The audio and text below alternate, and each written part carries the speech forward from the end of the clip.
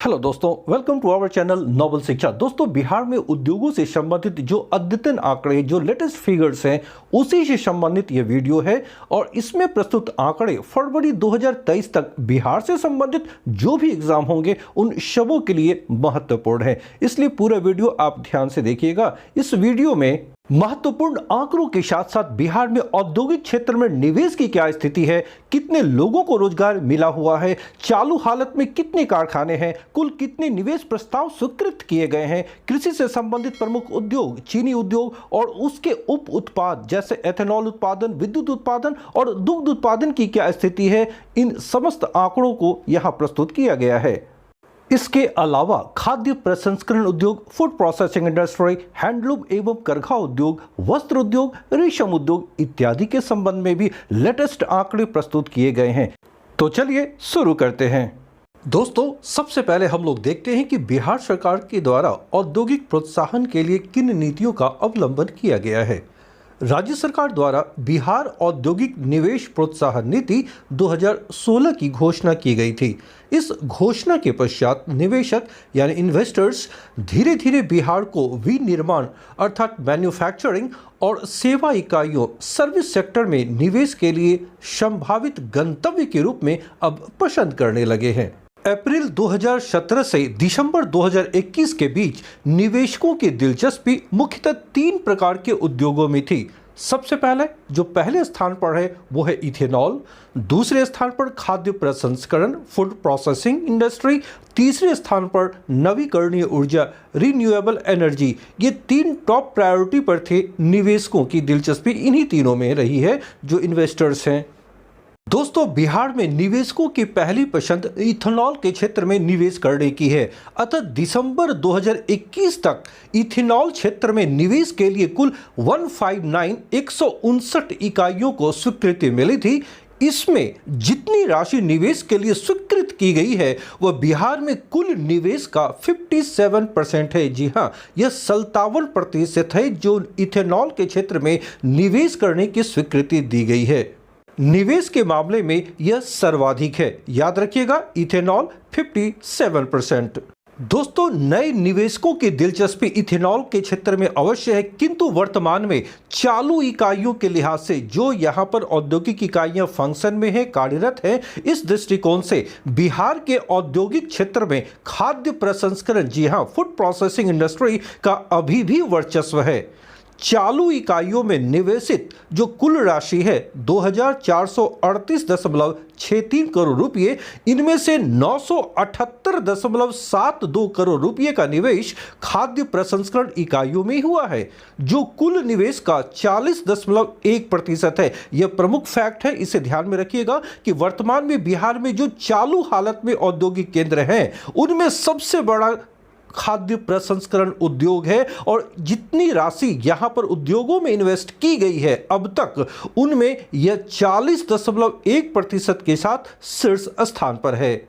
वर्तमान बिहार में चालू हालत में जो औद्योगिक केंद्र हैं, तो औद्योगिक क्षेत्र के अंतर्गत निवेश राशि के मामले में दूसरे स्थान पर सीमेंट इंडस्ट्री है, सीमेंट उद्योग है। सीमेंट उद्योग में 500.44 करोड़ रुपए का निवेश हुआ है और यह बिहार में चालू इकाइयों में किए गए कुल निवेश का 20.5% है, अर्थात सीमेंट उद्योग क्षेत्र दूसरे स्थान पर है।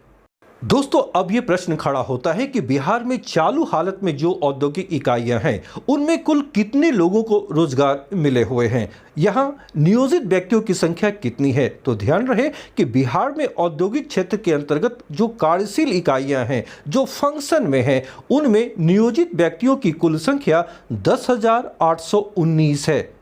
बिहार में कुल कार्यशील औद्योगिक इकाइयों की संख्या कितनी है, तो यह संख्या 342 है वर्तमान में। और इसमें कुल कितना निवेश हुआ है, तो यह निवेश राशि है 2438.63 करोड़ रुपये।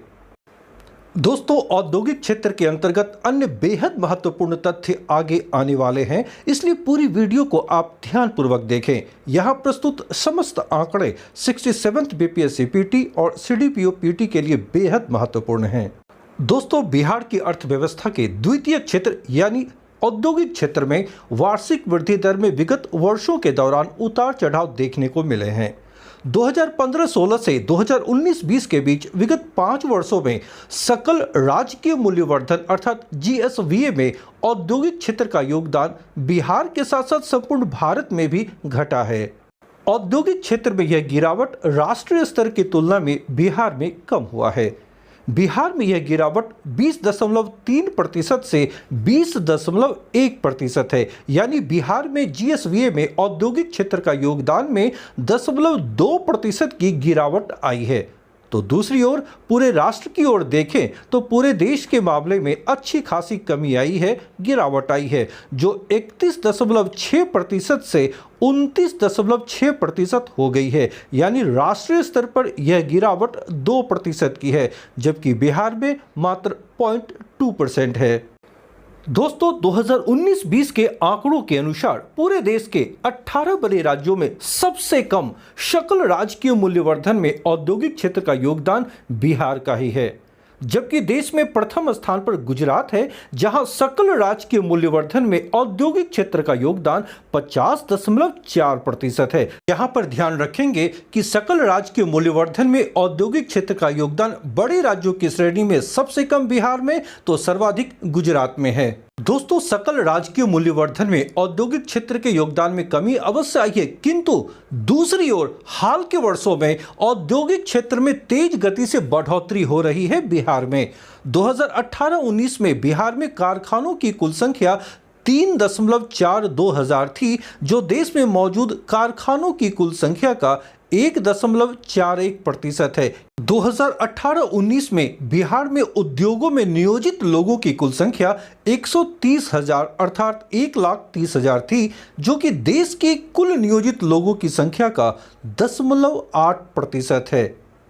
जबकि 2018-19 में संपूर्ण भारत में कारखानों में नियोजित लोगों की संख्या थी 1,62,77,000। दोस्तों एक उल्लेखनीय तथ्य यह है कि समय के साथ साथ बिहार में उत्पादन प्रणालियां अधिक पूंजी प्रधान होती जा रही हैं। बिहार में प्रति कारखाना स्थिर पूंजी जो 2014-15 में संपूर्ण भारत के औसत का महज 26.2% थी, वह 2018-19 में बढ़कर 48.1% हो गई है।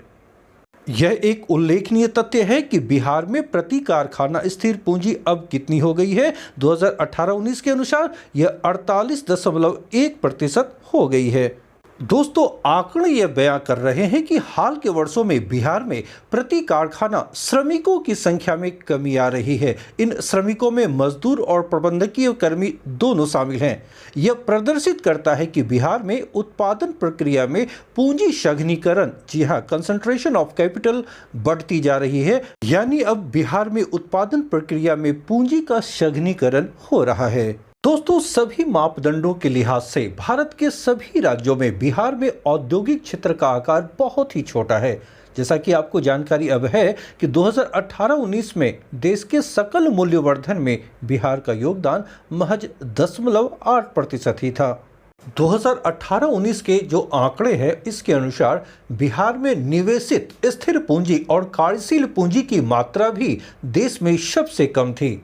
देश की कुल स्थिर पूंजी में बिहार का हिस्सा मात्र 10.7%, जबकि कार्यशील पूंजी के दृष्टिकोण से देश की कुल कार्यशील पूंजी का महज 0.4% बिहार में थी। दोस्तों कुल कारखानों की संख्या के पश्चात अब हम चालू कारखानों की क्या स्थिति है उसे देखेंगे।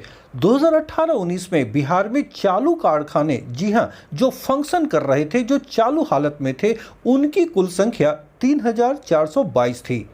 इस अवधि में यानी 2018-19 में संपूर्ण भारत में चालू कारखानों की संख्या 2,42,395 थी। राज्यों में देखें तो सर्वाधिक चालू कारखाने तमिलनाडु में थे, जहां 38,131 कल कारखाने फंक्शन में थे या कार्यशील थे। दोस्तों कृषि आधारित उद्योगों के अंतर्गत बिहार में दो प्रमुख उद्योग हैं, चीनी उद्योग और दुग्ध उद्योग। इन दोनों उद्योगों से अनेक प्रकार के उप उत्पाद भी बड़ी मात्रा में उत्पादित होते हैं। फॉर एग्जाम्पल चीनी मिलों से हमें इथेनॉल और बिजली की प्राप्ति हो रही है, तो दूसरी ओर दुग्ध उद्योग से अनेक उप उत्पाद प्राप्त हो रहे हैं, जिनमें दूध के अलावा मक्खन, घी, पनीर इत्यादि शामिल हैं। कृषि आधारित उद्योगों के अंतर्गत सर्वाधिक महत्वपूर्ण है चीनी उद्योग। दोस्तों, वर्तमान में बिहार में 11 चीनी मिलें हैं, जिनमें 2020-21 के दौरान 10 मिलें चालू थी, जो चीनी और अन्य उप उत्पादों के लिए जाने जाते हैं। 2020-21 में इन चीनी मिलों में 460.2 लाख क्विंटल गन्ने की पेराई की गई थी और इनसे चीनी का कुल उत्पादन 46.2 लाख क्विंटल हुआ था। यानी बिहार में 2020-21 के दौरान चीनी का कुल उत्पादन कितना हुआ, तो वह है 46.2 लाख क्विंटल। दोस्तों, बिहार में गन्ने में अधिक रस की मात्रा नहीं होती, अतः गन्ने से चीनी प्राप्ति की दर बिहार में मात्र 10% है।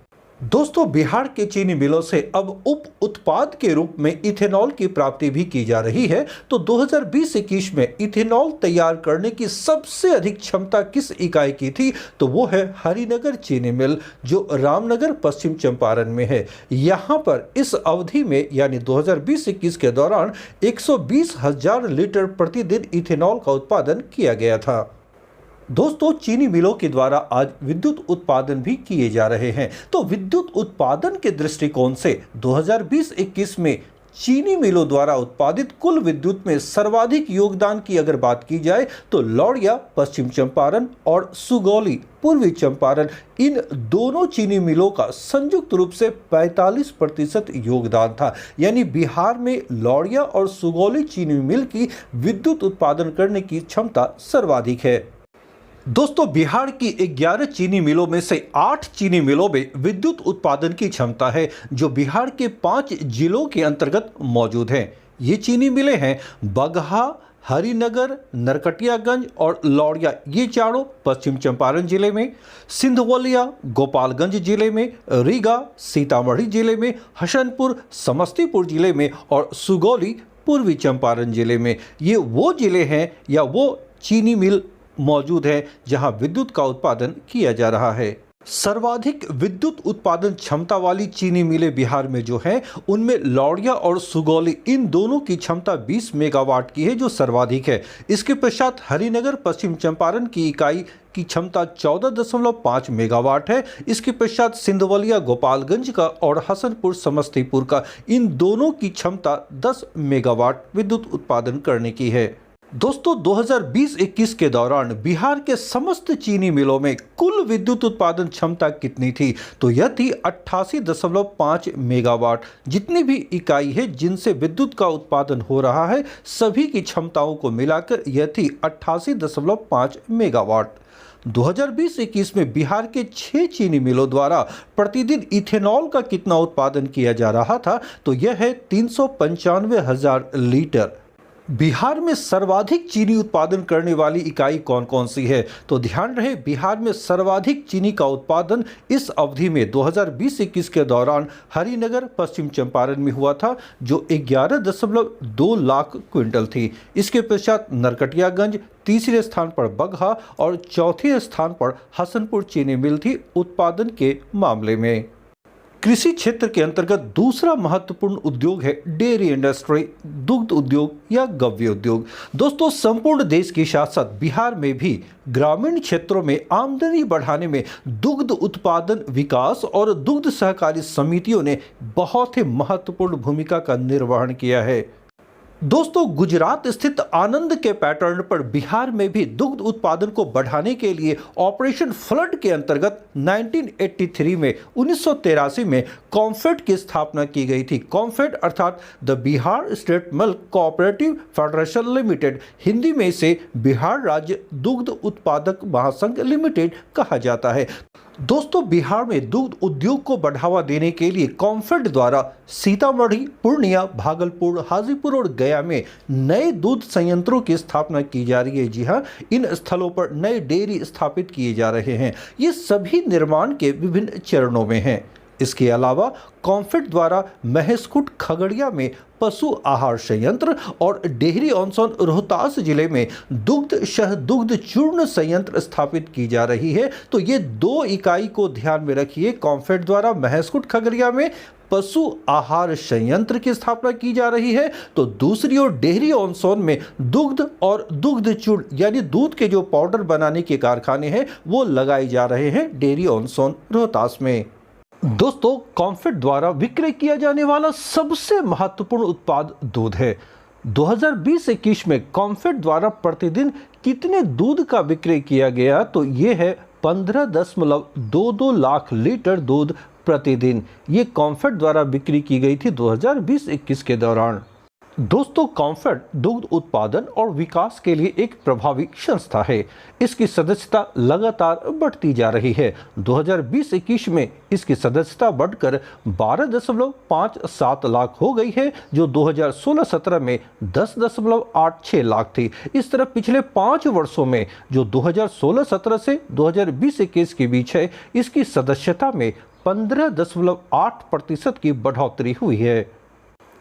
दोस्तों, एक महत्वपूर्ण प्रश्न यह कि दूध और दुग्ध उत्पादों की बिक्री के लिए कॉम्फेड ने बिहार से बाहर किन 2 शहरों में अपने कार्यालय स्थापित किए हैं, तो ये 2 शहर हैं, एक देश की राजधानी दिल्ली और दूसरा गुवाहाटी, असम में। दूध के दैनिक संग्रहण यानी प्रतिदिन दूध का जो संग्रह किया जाता है, इसमें पिछले वर्षों की तुलना में कमी आई है। 2020-21 में दूध का दैनिक संग्रहण 1459.77 हजार किलोग्राम था। 2016-17 की बात करूं तो उस वक्त दूध का कुल दैनिक संग्रहण 1612.34 हजार किलोग्राम था। दोस्तों, जैसा कि मालूम है कि सुधा डेयरी के नाम से कॉम्फेड की 12 परियोजनाएं वर्तमान में कार्यरत है, जिनमें देश रत्न डॉक्टर राजेंद्र प्रसाद दुग्ध संघ बरौनी सर्वाधिक दूध इकट्ठा करने वाली इकाई है।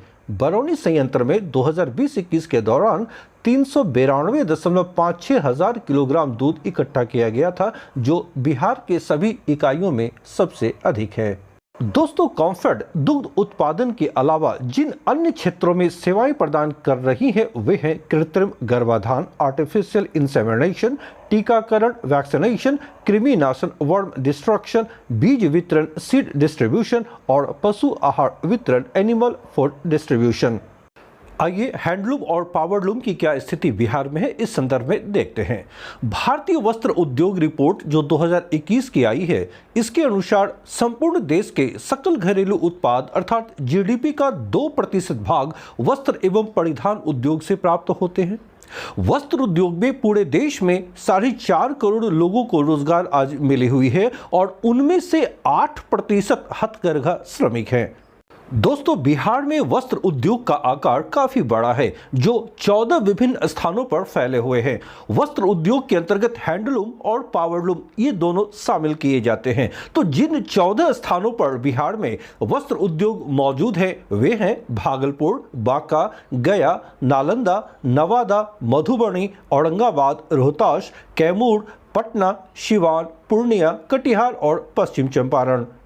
इन 14 स्थानों पर विभिन्न प्रकार के वस्त्र तैयार किए जाते हैं, किंतु इनमें से कुछ प्रमुख स्थल हैं जो किसी खास वस्त्र उद्योग के लिए प्रसिद्ध है। इनमें रेशम वस्त्र उद्योग के लिए भागलपुर सबसे प्रमुख केंद्र है बिहार में, किंतु भागलपुर के अलावा रेशमी वस्त्रों का निर्माण अब बांका, नालंदा और नवादा में भी किया जा रहा है। इसी प्रकार ऊनी कालीन का निर्माण बिहार के 3 जिलों में औरंगाबाद, रोहतास और कैमूर में किए जा रहे हैं। इन स्थलों के नाम याद रखें। ऊनी कालीन के लिए 3 मुख्य जिले और रेशमी वस्त्रों में भागलपुर के अलावा जो अन्य 3 जिले हैं, बांका, नालंदा और नवादा। कैमूर में ऊनी कालीन के अलावा बनारसी साड़ियों का निर्माण भी किया जा रहा है, तो दूसरी ओर ऊनी वस्त्रों विशेष रूप से शॉल और मफलर का निर्माण पश्चिम चंपारण में किया जा रहा है। तो ये स्थल याद रखें, बनारसी साड़ियों का निर्माण कैमूर में और ऊनी वस्त्रों का निर्माण पश्चिम चंपारण में। दोस्तों, रेशमी कपड़ों के लिए सबसे महत्वपूर्ण रेशम का उत्पादन है। बिहार में 3 मुख्य प्रकार के रेशम का उत्पादन होता है। ये है मलबरी, तसर और अंडी रेशम। तो 7 जिलों में, ये 7 जिले हैं सहरसा, सुपौल, मधेपुरा, पूर्णिया, अररिया, किशनगंज और कटिहार में मलबरी रेशम के उत्पादकों की मदद के लिए सरकार ने एक अलग कार्यक्रम प्रायोजित किया है। तो ये ध्यान रखें कि ये जो 7 जिले हैं, यहाँ मलबरी रेशम का उत्पादन किया जाता है। दोस्तों ये सातों जिले बिहार के उत्तर पूर्व में स्थित है, इसलिए यहाँ ये भी ध्यान रखें कि बिहार में मलबरी रेशम का उत्पादन मुख्य रूप से किस क्षेत्र में होती है, तो वो बिहार का उत्तर पूर्वी क्षेत्र है। 5 जिलों बांका, मुंगेर, नवादा, कैमूर और जमुई यहाँ तसर रेशम के लिए तसर रेशम विकास कार्यक्रम चलाए जा रहे हैं। तात्पर्य यह कि ये 5 जिले वैसे जिले हैं जहां तसर रेशम का उत्पादन मुख्य रूप से किया जा रहा है। तो दूसरी ओर अंडी रेशम का उत्पादन मुख्य रूप से मुजफ्फरपुर और बेगूसराय इन 2 जिलों में किए जा रहे हैं। तो ये अलग अलग तीनों रेशम के प्रकार थे जो अलग अलग जिलों में उत्पादित किए जा रहे हैं। दोस्तों 2020-21 के दौरान सर्वाधिक तसर रेशम का उत्पादन बिहार में हुआ था। तो रेशम उत्पादन की क्या स्थिति बिहार में रही थी 2020-21 में, तो यहां पर प्रथम स्थान पर तसर रेशम जिसका उत्पादन 47 टन हुआ था, दूसरे स्थान पर अंडी रेशम जिसका उत्पादन 14 टन था और तीसरे स्थान पर मलबरी रेशम है जिसका उत्पादन 2 टन था। यहां पर सर्वाधिक जो विकास है यानी सर्वाधिक जो प्रगति हुई है तो वो अंडी रेशम के उत्पादन में हुई है। सिर्फ 2 जिले जहां पर इसका उत्पादन बढ़ा है और इसके उत्पादन में 70% की बढ़ोतरी हुई है पिछले वित्तीय वर्ष की तुलना में। दोस्तों उद्योगों से संबंधित ये अद्यतन आंकड़े थे, ये लेटेस्ट फिगर थे जो आर्थिक सर्वेक्षण 2021-22 में प्रस्तुत किए गए थे। ये पूरा सेशन अगर आपको पसंद आ रहे हैं तो आप इसे लाइक करें, दोस्तों के बीच शेयर करें और अगर आप नए हैं तो चैनल को सब्सक्राइब कर लें क्योंकि ये जो चैनल है आपकी सफलता के लिए समर्पित है। मिलता हूं नेक्स्ट सेशन में शीघ्र ही। Till then bye.